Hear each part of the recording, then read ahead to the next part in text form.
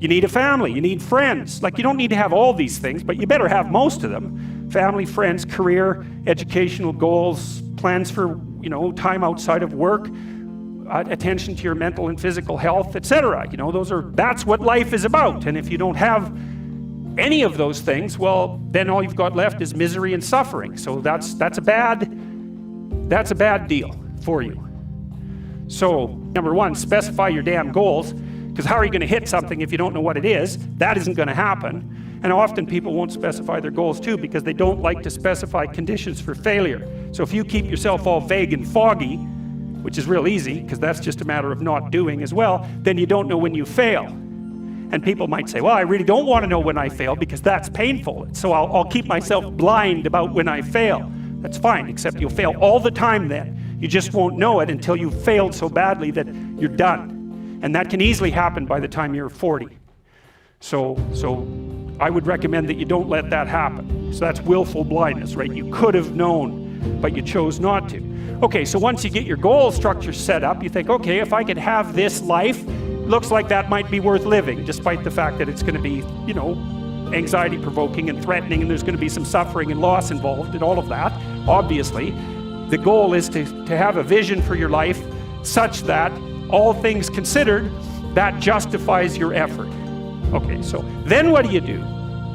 Well, then you turn down to the micro routines. It's like, okay, well, this is what I'm aiming for.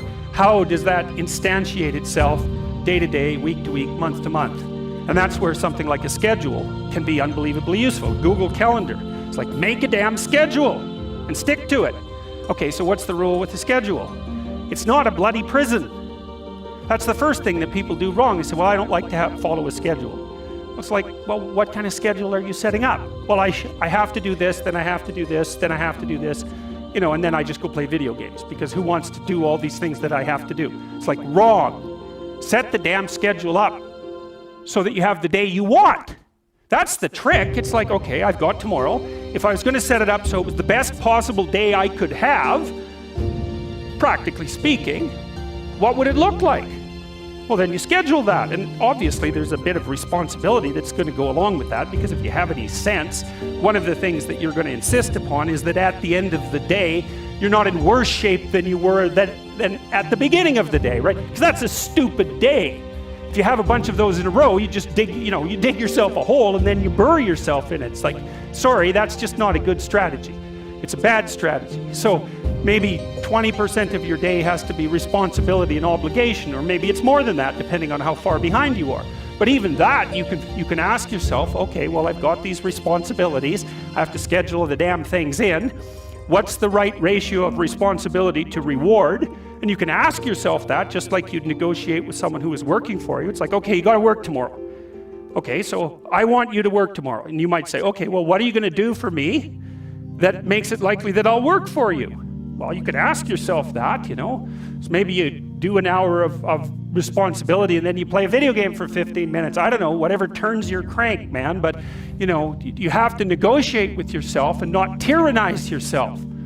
Like you're negotiating with someone that you care for, that you would like to be productive and have a good life. And that's how you make the schedule. It's like, and then you look at the day and you think, well, if I had that day, that'd be good. Great. And you're useless and horrible, so you'll probably only hit it with about 70% accuracy, but that beats the hell out of 0, right? And if you hit it even with 50% accuracy, another rule is, well, aim for 51% the next week, or 50.5% for God's sake, or because you're going to hit that position where things start to loop back positively and spiral you upward. And so that's one way that you can work on your conscientiousness, is plan a life you'd like to have.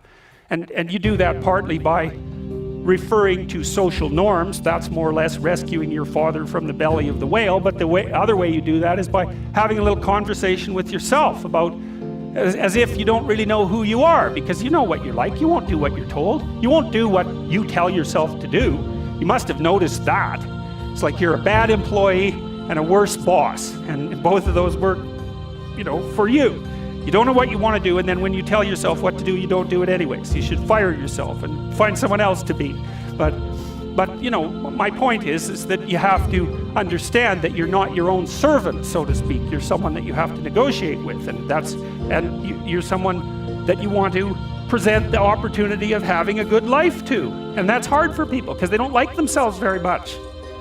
So, you know, they're always like cracking the whip and then procrastinating, and cracking the whip and then procrastinating. And it's like, God, it's so boring and such a pathetic way of spending your time. And you know what that's like because you probably waste like 6 hours a day